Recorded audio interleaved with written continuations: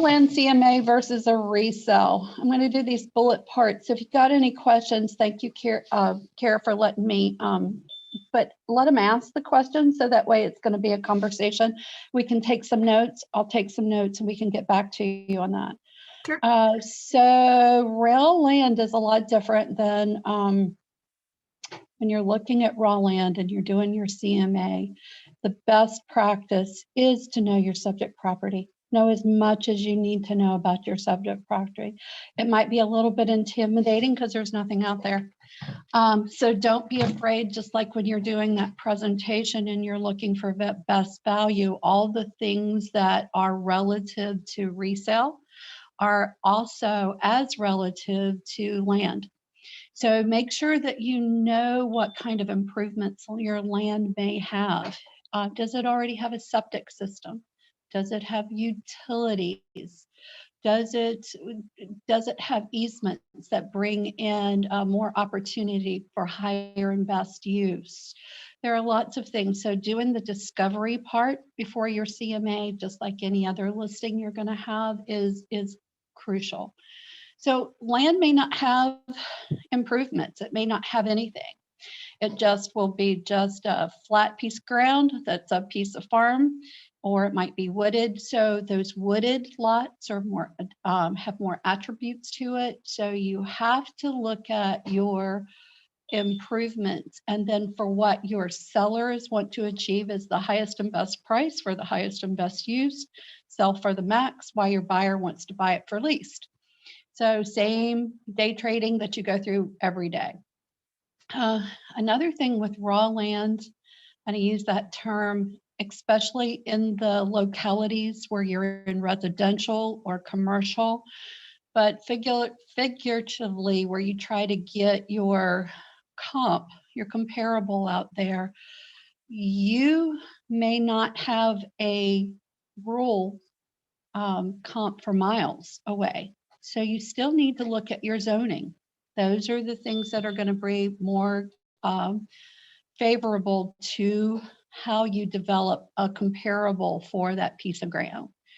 So zoning consideration. So you cannot consider 10 acres in Grassfield to 10 acres in Suffolk off of Old Bridge Road or Smithfield to 10 acres in Pungo.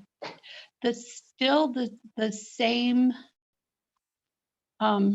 best practice is to get it in the market. Your appraisers may use the word neighborhood because they're familiar with the neighborhoods, but it still has to be within that market.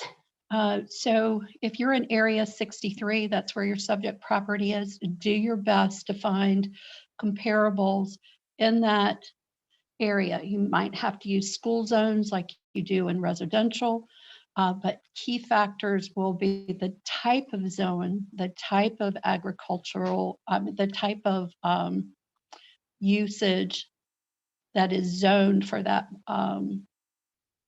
parcel to make sure that compares. So that is another aspect that in residential, you don't have it. It's a house, it's here. You know how many condos are around it. You know what's around it. So then other factors that are key are your environmentals. You know, take a walk about on the piece of property.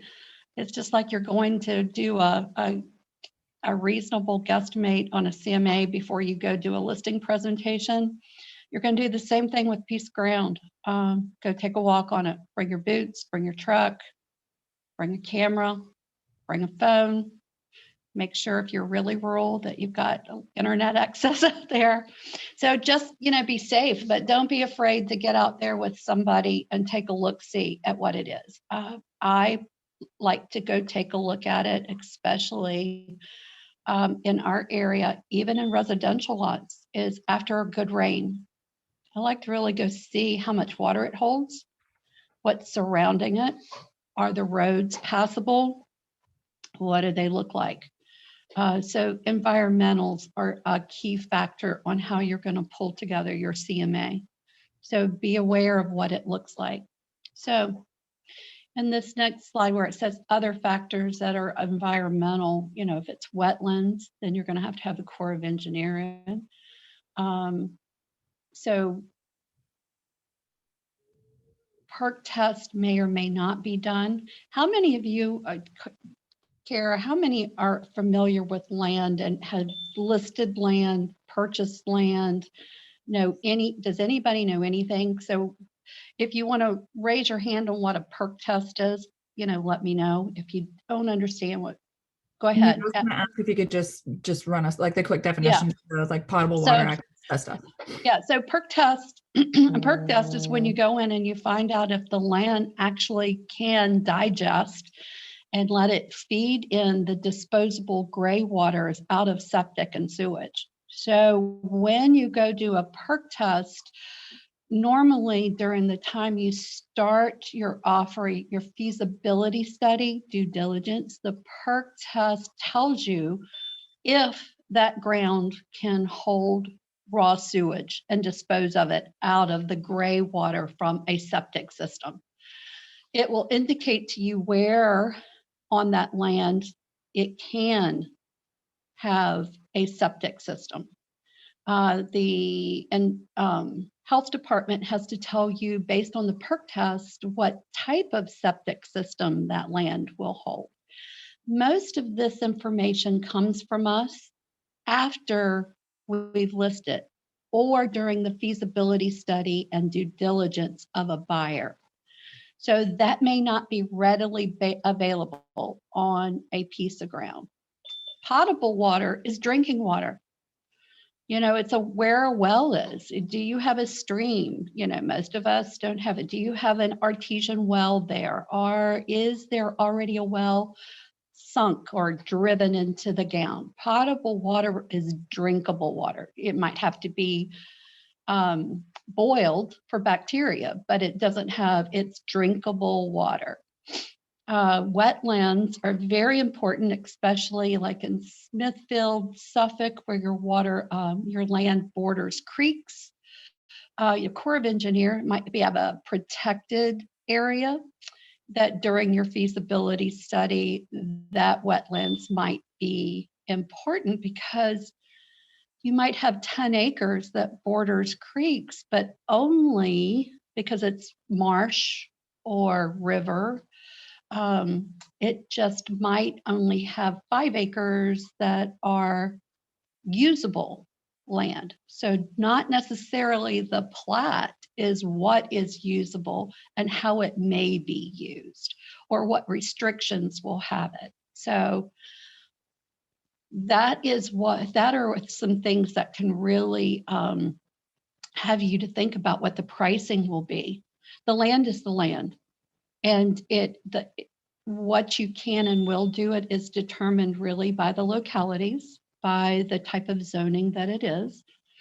And so then the next thing is that zoning, when you've got the land, it's already determined by the locality or the municipality. So what is its highest and best? So you also have that same criteria when you might doing an inner city parcel or lot, zoned industrial or commercial. Industrial is probably the best of anything because you can put anything on it. There's really few restrictions on industrial and commercial. So where you have a residential lot that's bordering a small businesses, it might be able to be converted in zoning with the municipality to highest and best that may be commercial. So that will also determine how that lot or that piece of ground is used. So did I answer those questions? Adam, any questions? I say, Adam, you can go ahead and ask your question then. Yeah. Oh, thank you, ma'am. Just in terms of a variance, I know you can have a variance up, out, sideways, but how would you quantify that into the comp? I don't want to skip ahead. I know I'm loving every word you're saying. I just didn't know how you would, because I know they can be expensive. I guess it would fall into the category of a environmental contractor variance. Is that right, ma'am? It is. It can be. So you also have to know what position you're doing the CMA for. So if you're doing it in the seller's position, the due diligence or the feasibility study is really on the buyer. So those variances would have to be determined in your due diligence from your buyer's position, not necessarily the seller saying, yep, we could get a variance for XYZ, this will do that. That might be great information, but you can't take that as solid until it's done. So you still have the purchase to, you still have the pricing and the CMA of the way it is, how the buyer can see it and forecast the way it can be, and it will be up to the buyer. So that's why it's just as important to know how to do a CMA from a buyer's perspective with that as it is to have it priced correctly so that those people can see that. Now, if it's already evident, if the zoning is already out there, it's already been proposed by zoning, you have the advantage, and then you would do those variances according to what the proposed zoning may be. Does that answer your question? Thank you for that distinction. Yes, that was wonderful. Thank you so much. Okay, so I did not get into a lot of detail because I think those things are in a lab situation because I only had an hour. So just save your questions. I'll be happy if you've got a problem with it, I'll help you do it. But that is a part of that situation. And any other questions? Go ahead. Yeah, I'm reading the chat from Miranda. How do you determine if a lot is buildable? Well, there's 3 ways that I determine that a lot is buildable. Is number 1, I already have a builder that's vetted. If I'm going to build something, or if I've got a person looking for a home and it meets their environmentals, it's in the country, they want 5 acres. I have to have a builder already vetted to help me determine whether that schematic can fit on that lot. So another thing that's also is that we don't do a lot in Virginia, and a lot of selling agents don't do in Virginia, is you should get from your seller, if you're on the seller side of the transaction, any covenants, protective covenants. It might determine what size building you can have. If it can only be stick built, if it is on site, it can be an off-frame or off-frame modular. Some of these lots are in HOAs or gonna be in HOAs. So the covenants tell you a lot of what you can put on that lot. And some places, if a farmer will sell his farmland, you've got leases out there that you have to take in consideration, but it might have a restriction that there's an easement for a family to a graveyard somewhere. There might be an easement that you cannot build chicken houses on it, like commercial. Just because it's out there, it's farmland, you have protective and restrictive covenants that you should, on the seller side, be aware so you can market it correctly. You want to market it the way you can give as much due diligence up front to market the property appropriately. Then from the buyer side, you're going to be looking for those things. Now, in Virginia, we have to go to the map and plat rooms to go look at it. So to determine whether it's buildable is look at the restrictions that you are known that are up front. And my best advice to you is, if it's going to build, is know your builder. Ask for their professional opinion.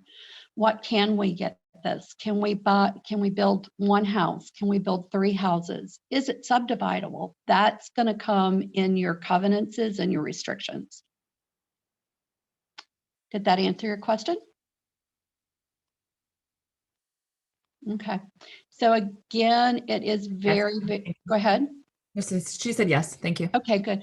Again, just like in resale, it's very collaborative.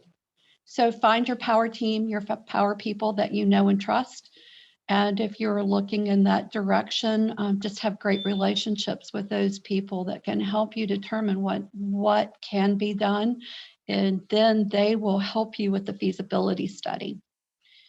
So while we're on that, I think my next slide, if I can do it here, guys, I can. So here we go with the subject property criteria. Let's look, and this is what we're talking about. What information do we need on the subject? We need to know what the acreage is. So everybody raise your hand if you know how many square feet equal an acre. Was on the exam. We probably forgot it. It's 40. Yeah, go ahead, Adam. I was wrong, but I'll let you finish. Sorry.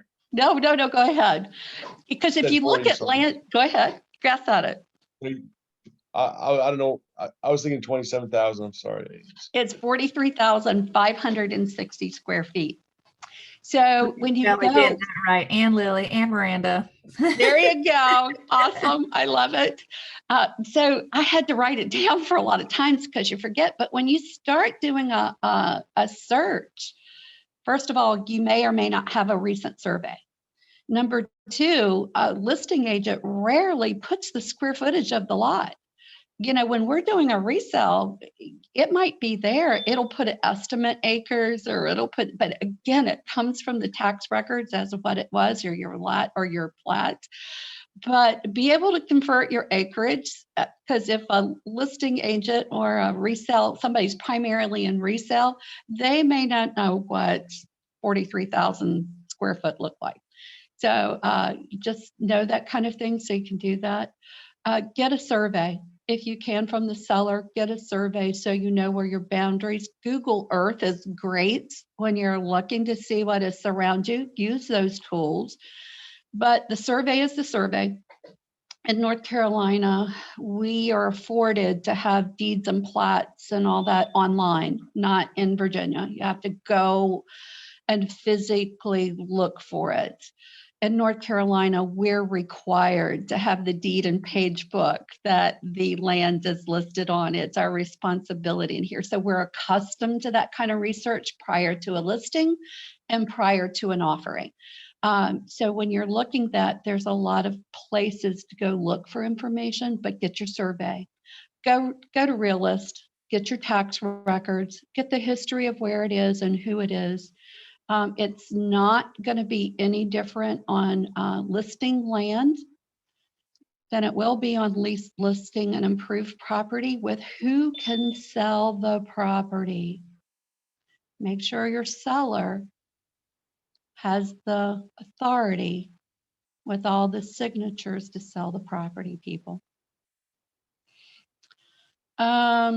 Seller improvements, let them tell you. Like I'm working on one right now that they already, seller bought it. They're going to build a house. It's got an easement.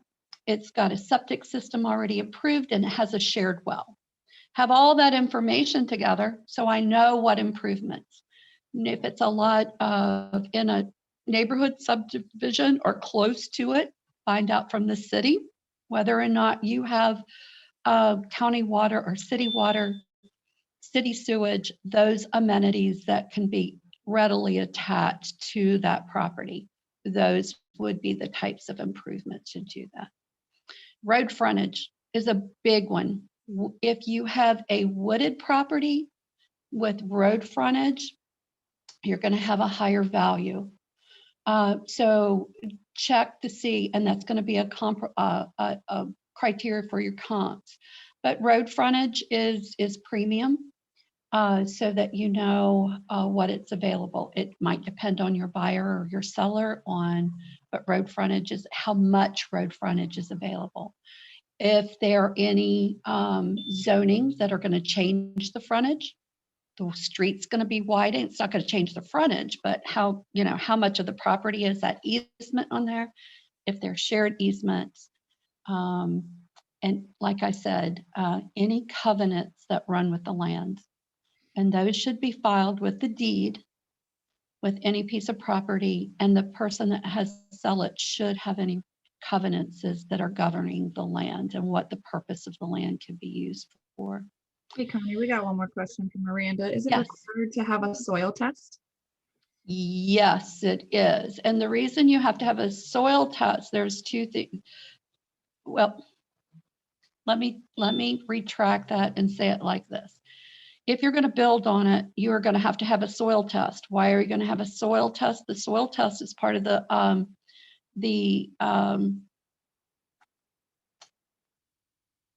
where you have your sewage, your drainage.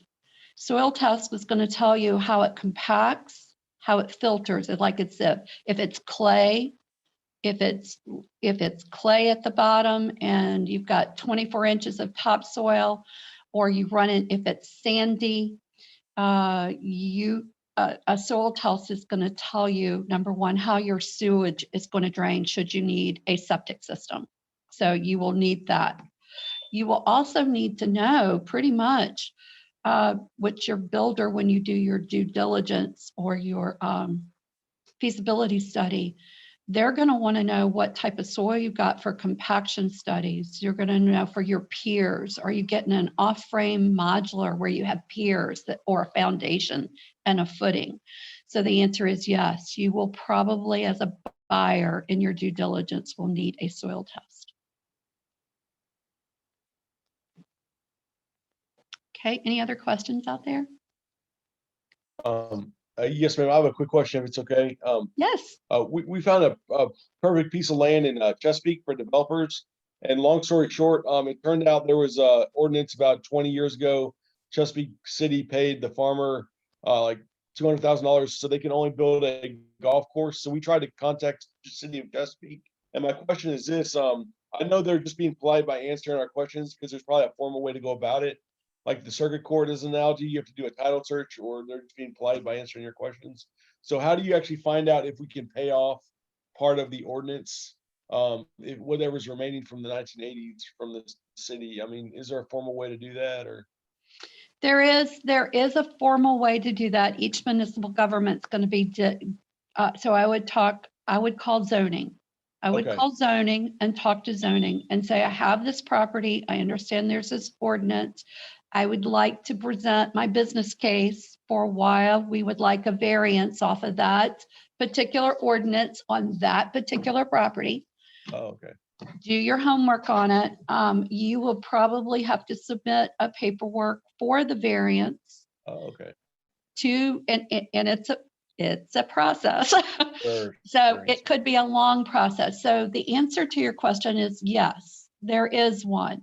How it is when you really cut down to the process and you answer, it's like an RFP or a bid. You answer specifically Okay.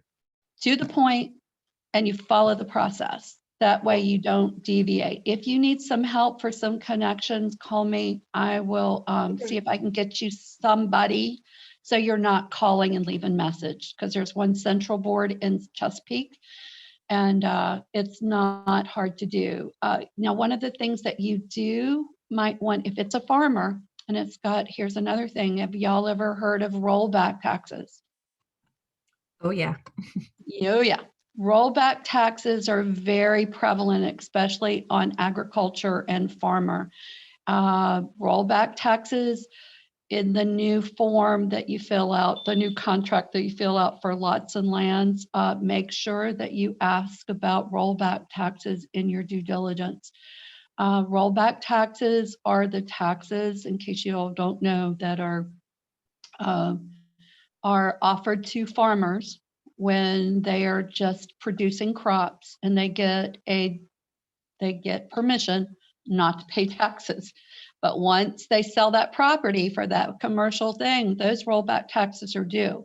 If you don't declare that the seller is responsible for their own rollback taxes, then the buyer may have to incur those. So if you have rollback taxes on this property that you're listing, and that's going to net your seller's money out of paying out those taxes, make sure you have an understanding of what that would look like before you make your CMA. Okay. Well, thank you very much. Okay.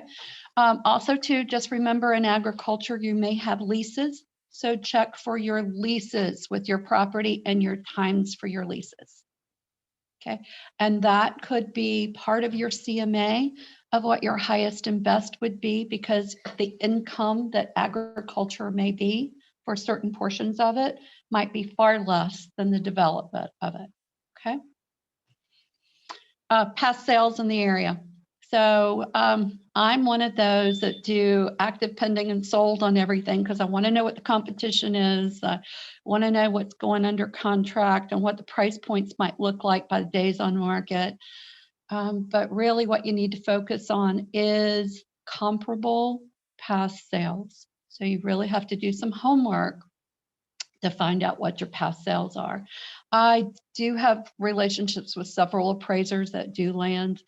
And one of the things that they talked about in past sales, where we are now in this market in residential looking like the last 90 days, it would not be uncommon for you to look for past sales in the market area. And the market area might be the area that we're in, or I pick a school system. Whatever the school system that they will go to, I make that my hedge point. And usually it's the high school, because that gives me a broad list. So if it's in 63, be in 63. It is not uncommon to go back a year to 18 months. You might need that far back to do it. The sales cycle on land is a lot different than the sales cycle in residential. Your marketing should be very different on land than it would be in residential. But so don't be afraid to use your tools in RAIN to go back for days on market way past up to 365, 2 years, and then weed them out accordingly. You may need to do that. Okay. So past sales, like in residential for us, I start out very, very broad, and then I work my way in, because I know I am now the subject matter expert of my listing. I know what my property looks like. So to me, you should always be the SME of your listing. If you're coming late to the party, then you have homework and groundwork to do. So you are now the subject matter expert that is advising your seller or your buyer client. So you know what you're talking about.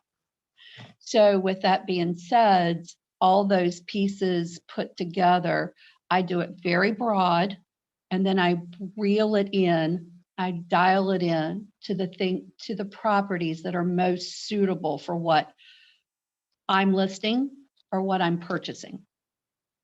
Okay. So don't be afraid to start the funnel out wide and dial in. Do not do's. Any questions before I go into the do not do's? Do not do's. I called 2 appraisers just to say, what do you not want us to do as best practices? Because let's start this out. We don't have much contact with our appraisers, but our appraisers, they have final say. If you're going to go build a house, the appraiser has to appraise the land, has to appraise the house before you build it. It just has to be done. So develop relationship people with appraisers so that you have an understanding of what their work and what their perspective is. Look at it at a different point of view, because that will help you not be an appraiser, because Lord knows we don't want to be that. But at least have an idea. So when you've done your CMA and you've listed it and you've put your offer in, and they come back and say, your CMA is your business case. That is your business case. You've already got it prepared, ready to go. You have some discussion that you can offer on a business perspective on why you've achieved this price and why it should be surrendered at that price. So, what we should not do, 2 appraisers said so, is please, please, please do not take a residential property, improved property, that looks like the house in the neighborhood that you want to buy, that 3-acre lot that's sitting there, and take that off and take the house off, and thus is the price of your land. Do not Do not. That is not a best practice. That is not going to help you. So that is the biggest no, no, no. Just don't do that. If you don't know how to really adjust it, that will tell you if it's in a neighborhood, like a residential neighborhood, it's a 3-acre lot on a residential neighborhood. It'll give your buyer an idea of what they can build that will be standard. But don't take one of those highest and best houses, take the land value and say that's what it should be. Your assessed value from your tax records is probably the closest thing that you're going to get. And that is what that land is worth, is whatever the tax records assess that land at. So you're not doing your seller a favor, and you're certainly not going to do your buyer a favor. You know, so that was the biggest thing. And don't rely on the tax records, because that is just the assessment. So those are the 2 no's that I've got for you in any parcel. Have y'all had any problems that you thought, well, somebody told me to do this, what do I do with that? Any questions with that? Comments? Don't be afraid. I don't bite. Okay. When we get to the appraisers, you're going to have 2, just like in pre-sale, you've got 2 appraisal approaches. And for the most part, when we are listing land, and we're listing it, we're not actually going out and searching it for a developer. Now that's a little different. You're going to use the same thing. But the sales comparison approach is generally used for residential and agricultural zoning. I mean, that's the commonplace. Find the common denominator for the comparable. Find 2 or 3 of them, not just 1 or 2, but 2 or 3. And your appraiser will usually use the sales comparison approach on those types of land. Your income comparison approach, I didn't want to leave that out from your appraiser, is if you are in a residential, typically residential that may be converted to commercial, they might use both methods. So be a little bit familiar about what your income comparison approach will be on appraisal. If you haven't looked at it and you've got one of those borderline properties that they might think that's the highest and best, and you've got a listing, or you may have a listing that has residential, commercial, something other, just be a little familiar with it so that you'll have an understanding of what they may ask you for your business case. So those are the 2 ways that we do that. Any questions on that? Okay. Doing great, Connie. Factors affecting land values. Here are the things that might, you have to maybe dig a little deeper, but be aware as the access to the property. You got to have ingress and egress, to anything that you build. So if you've got a piece of property, especially a family property, and that you went, hi Joanna, and you've got a family property and you've got 5 kids and everybody got 15 acres of it. Well, guess what? My 15 acres sitting right smack dab in the middle of it. How do we get to it? I want to sell mine. How do we get to it?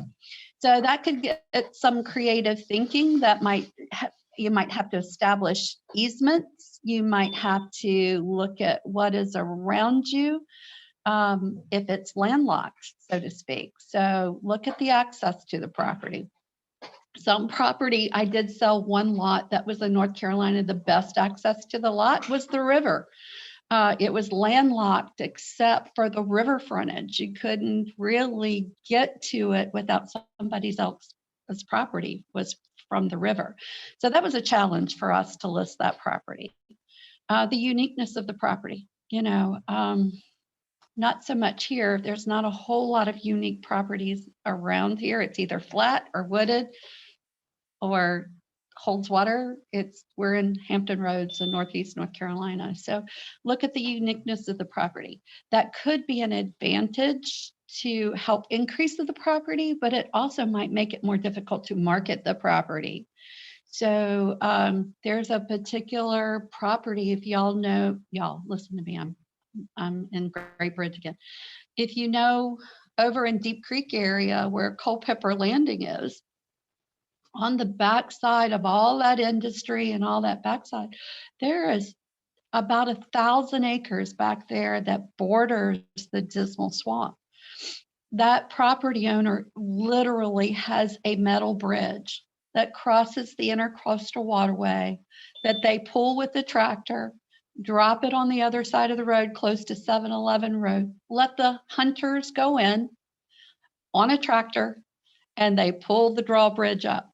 And that's how they access that property. So that would definitely be a unique property on how to establish how to get with it. So you've got the Corps of Engineers, you've got the waterfront, you've got the Great Dismal Swamp that's protected, and you've got residential surrounding that 1,000 acres of property.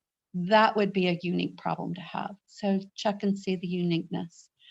Layout of the property. There is a builder off of here on Sanderson Road. If you have 1/10 of an acre more than 10 acres, it can be agricultural. Agricultural has less prohibitors on it on how to build. It has less taxes on it because it's agricultural. Depends on what municipal government you're in. So I have seen the layouts where you have this big, broad rectangle, and towards the end, then you have a hard right or left turn. And there's like this much all the way to the end. But they divide it that way as developers to make sure that every parcel in that subdivision, that area, has just a smidgen over 10 acres. So, and that has to do with how they have to have it zoned. So they could make it 3 to 5 acres, but that changes the whole format of everything. So you might see the layout of the property look really, really strange. So pay attention to that on your plats and your Google Earth. Just pay attention to it. Location, everybody knows location. One of the things I do want to tell you about location and the layout of the property, and it goes hand in hand with subdivisions. You might have a subdivision that is 1/2 a mile away from your house, and that subdivision lot sold for $80,000. So now you're going to go half a mile away, and you're going to buy this 5-acre parcel that's zoned agricultural. And you want 5 acres because you don't want to be on top of anybody.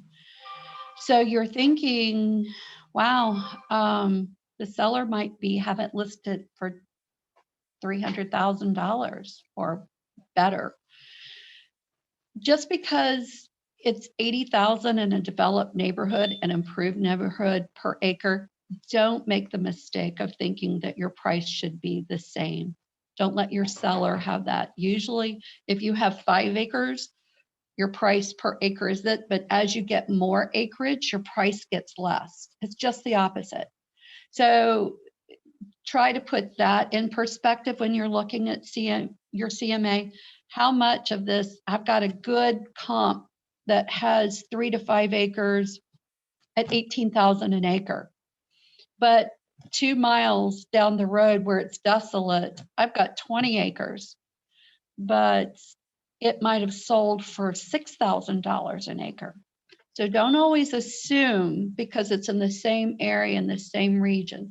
Usually the more property you have, the less value of the property that there is, usually. So again, that goes back to the residential. Just don't take the assessed value, the value, whatever it is, and don't make an assumption because it's in a neighborhood that backs up to that 10 acres. Your 10 acres should have a $40,000 per acre price tag on it. It doesn't work that way. Any questions about that? Zoning the property, we talked about it. I'm gonna give you a link that you can go to if you're not familiar with the zonings, like the residential type zonings for your development. You know, like R15 is 15,000 square foot of land per residential property. R40 is 40,000, so it's almost an acre, not quite an acre, but an acre, 40,000 square foot. And it's the relationship of the value of the quantity of land when you get to those, not necessarily, you know, one person told me they thought it was like the thickness of the insulation and R factor on the type of house you would build, not so much the land. So, you know, people have different perceptions of it. Agriculture 1 through 10, those are varied. It really has to do with your tax base.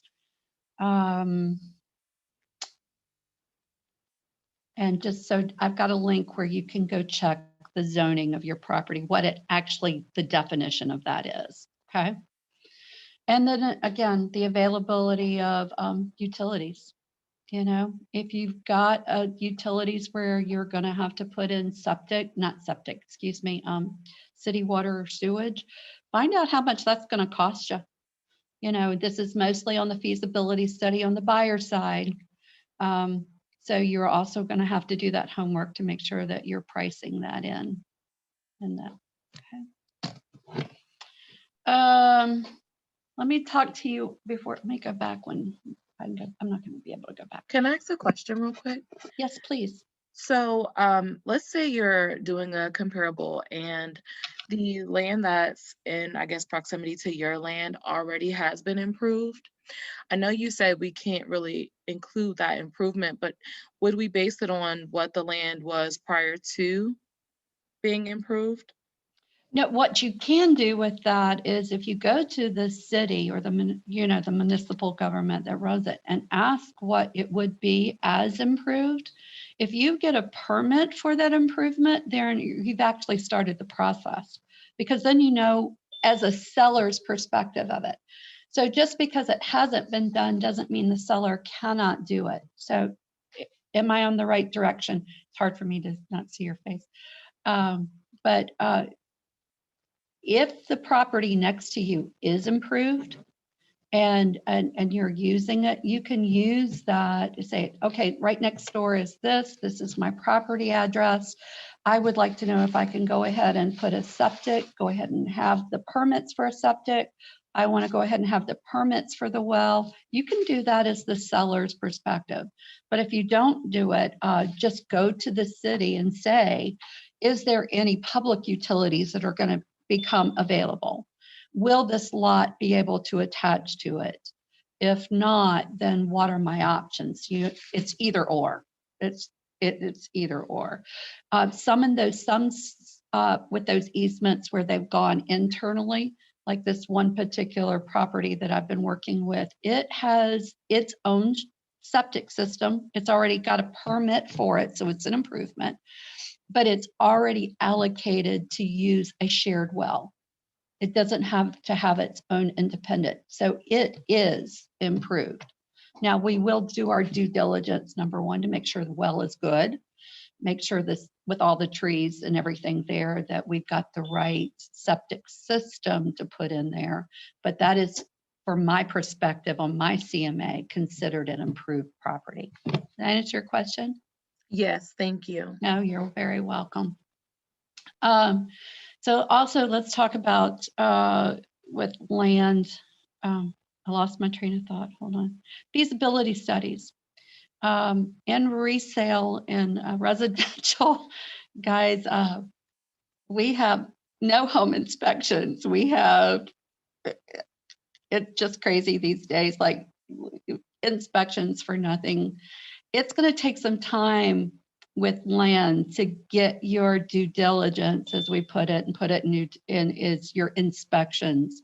Your feasibility study may take 60 days or more. You're going to put a down payment just like you would of your offer when you're offered to purchase, and you're going to say, okay, I'm going to take X amount of days to do all my feasibility study and due diligence. It's What's not the unusual. that Go you've ahead. seen? What's the average days that you've seen? Just an example, you know. I'd be An going- example, I've gone in 60 days. Okay. Now, see, with COVID, I would start with 60 days, 45 to 60 days. I don't think you can do it less than 45. 45 days, if you've already got all the documentation and you can get to verify the documentation, that might cut your timeline in a little bit. Okay. But as a rule of thumb, I can bring it in, but I can't, it's harder to push it out, you know, set the expectations early on how long the process is going to take. Yeah. But just getting permits and getting into, you have to physically go. And with COVID, there's still restricted times where you could do some of this research. So your due diligence / feasibility study, I start at 60 days. I can pull that in. And then my closing is 30 days after the feasibility study is completed. So it's a longer process because it takes more. And with that being said, your inspections are more. So if you're representing the buyer side, your due diligence could cost a lot of money. And what I mean a lot of money, I mean, you can go to the health department. There's a process with the health department. They will go out and they will do a septic analysis and tell you what kind of septic system you have to have. They will help you with issuing the permit through the government. They will tell you whether you need a standard septic system or an engineered septic system. They will tell you what you need. And that's what you get. Whatever they tell you need based on your soil analysis and whatever they find, that's what you're going to get. And these are the same processes in Virginia and North Carolina. Yes and no. Same. I'm going to say for the most part, it is the same. We do have to go to the health department to get our permits for the septic and go get our well. We have most of our stuff in North Carolina is online. So we can find somebody to help us to get things pushed through a little bit faster. Where it is a little bit more stringent, I've only had is in historical areas and on the Corps of Engineers. Another thing that I'm going to prepare you guys for, I've had it happen to me twice. When you're working with land and you're surrounded by land and you've leased some land, does anybody remember what adverse possession is? Where do y'all remember what adverse possession is? Well, adverse possession is when somebody actually has like an easement or a ditch or a quarter of an acre and they say, okay, I'm going to cut this grass for you for 1 or 2 years, and they cut the grass to make it all nice and trim and rectangular. Then the next thing you know, you've got a rose garden bushes, you've got a rose garden on the property. Well, now it comes time to sell that lot, and that neighbor has effectively claimed that property. So when you do the survey and all of a sudden those little pegs go right through their rose garden, they'll say, well, no, this is mine. It's always been mine. And you're saying no.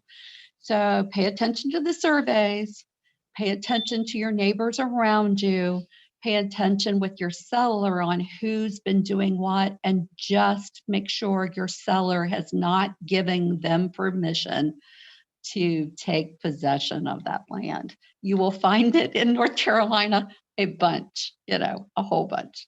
So I've had 2 in North Carolina that we had to have a statement so that we would kind of avert an adverse possession claim. So pay attention to that.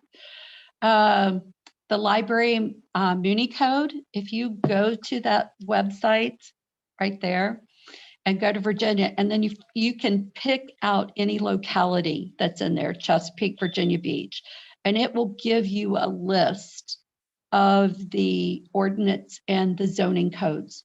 So if you're not familiar what they are and how they compare to one another, that's what they use. call, if you're going to get into Virginia lands, if this is a new expansion for you, call the zoning people.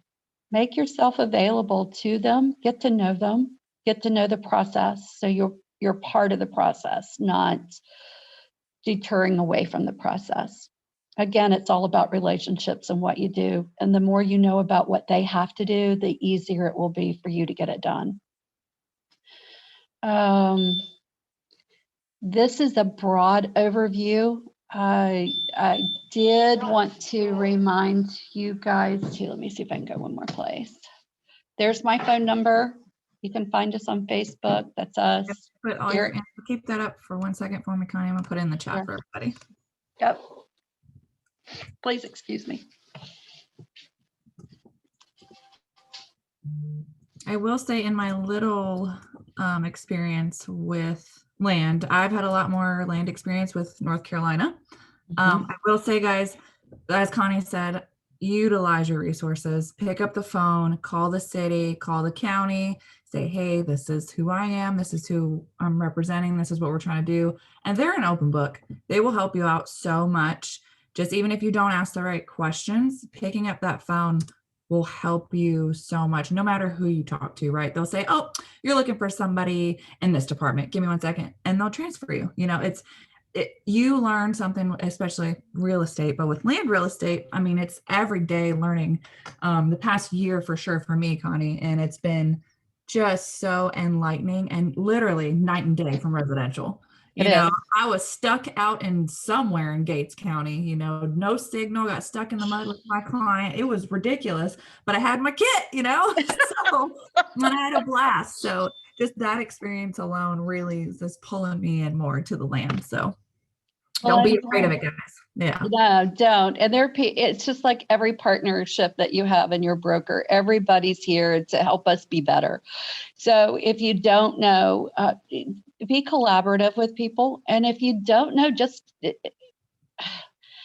you know, we study our practice, what our common practice is, but we're getting to the point now where we really have to be bent on what everything's compiled of. So take some time just to study that part of your practice so you have some knowledge of it. So it may not be your thing that you do every single day, but at least if you have a buyer that cannot find a house and I'm referring them to an off-frame modular, I know how to go at least help them look for an option somewhere, you know. So that's one reason I think it's formidable to go ahead and look at it and understand what you're going through with that. The listing, go ahead. I was to say, I agree. Yep, the listing lab I'm going to do is going to be, it's a Land CMA. I'm going to do it August the 20th. Kara, I'll send you the information. If any guys would like to join us, we will take a subject listing. And we're going to pretend that we're going to list it, and we're going to pretend that we're going to represent the buyer. So we will kind of, it takes 2 or 3 hours. If you do your homework, it takes a couple hours. It's not just a quick CMA all the time. But that gives you some time to kind of study. If you want to do a lab with this, go ahead and sign up with Kara. Let me know, and we'll fill you in on that. Sure. August 20th, I put that in the chat. So if you guys just want to note that, and the information, once I get it from Connie, everybody will be invited. So. The only other thing I can advise you to do is go look at the new land contract and RAIN, your new offer to purchase and RAIN. Know it well. Understand the fees, because it asks you about the feasibility study. It asks you if you're basing your price on the acreage, if it's up or below, will your pricing still include that or not include that? So study that offer. If you're going to go to this much, at least know what the contracts are for land. Hey, Connie, I have a question. Yes, ma'am.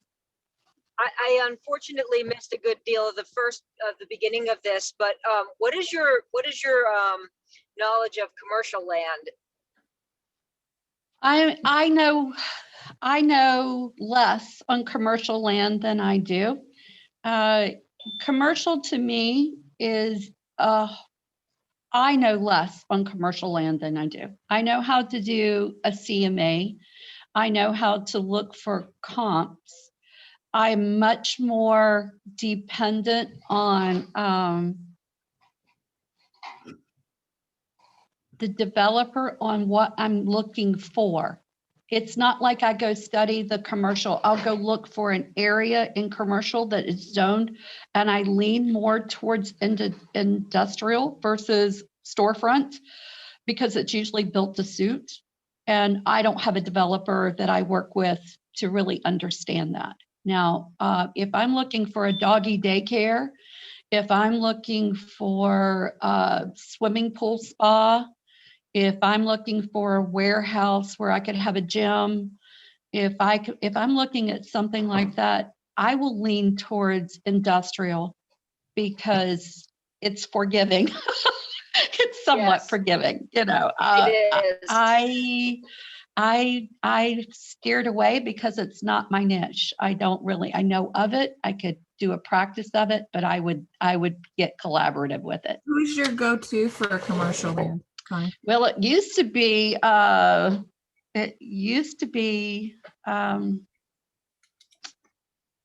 gosh, no, I forgot. She was with us at Realty One Group. Jean, do you know? Gina Rosalia is who I would go to and ask about. No, for land. Jean, you're all of it then. Hey. That's me. Thank you. That's the only person that I would feel Hi, I didn't know that was you. So that's me. I guess I'm going to me. That's the only person that I would feel comfortable enough that would not be an investor. Now, see, as a realtor, you know, investors are lovely, but I got to tell you, you're going to work hard and maybe for not a lot, or maybe for not a lot at nothing, you know. So if I don't know it, I defer it and refer it. That's what I do. Sure. Yeah, for her sake. Yeah, I was going to say for her sake, you know, if she needed more assistance with, you know, the land side of commercial, you know, I didn't know if you had anybody that you. No, I've done one CMA on it, but the land side of commercial, I've done for a nonprofit. We were looking for a dog. I did work with that. There is Howard Hanna has some very strong folks, but I have not. That's all I can tell you is I haven't done that. No worries. Yeah. Thank you for that. It's again, it's one of those things, you know, we're all like, yeah, commercial, Jean, you know. Sorry. Awesome. I would do that. That's what we do, you know. I would do that. Thanks for the promotion. I did not actually ask for that one. Well, you know, you come there are things, and that's what I'm saying about being collaborative with everybody. If that's not something, and I'm going to tell you, I believe that as a practice, you have to stay in your swim lane until you're ready to not be in that swim lane, because you could really devastate a buyer or seller. I'm not saying don't go in that direction, but for me in my practice, I want to master something that I know that I could add value to. I don't want to be detrimental to it. But I love that there's so much diversity right here on this training. You know, we've got our land, we've got our commercial, we've got all of our residential resale, and, you know, property managers, we're all here. So we appreciate you so much and all of your knowledge. This was very, very helpful.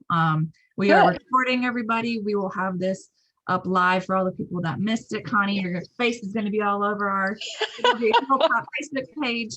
You know, this has definitely benefited me, even though it's just a broad overview, just dabbling a little bit of what I've personally done with land. I know that that's helped me already. So all the people that, you know, now aren't too scared, they've got a little bit more confidence, Connie, and all because of you. So thank you so much. Well, thank you. I'm here. If you guys need us, give us a call. Thank you, Adam. I appreciate all of you. I put Connie's info in the chat, you guys, so make sure you write that down. Find her on Facebook, call her, text her. We're here. Out there in Moyock. I'm here in Moyock. I've got an office in Moyock, and we've got one in Chesapeake. So we are here both. Thanks again for inviting me. You're welcome. Thank you for attending. And again, maybe we can do this again, maybe at the end of the year, maybe dig a little deeper, but we'll definitely look out for your August 20th Okay. I know personally I would love to join and learn Yep. more from you. So All right, let's do it. And I will send you the information and the time, and we will take a couple hours and dig into it. I love it. Thank All you. right, everybody. Thank you. Bye, Bye. Thank everybody. you. Bye.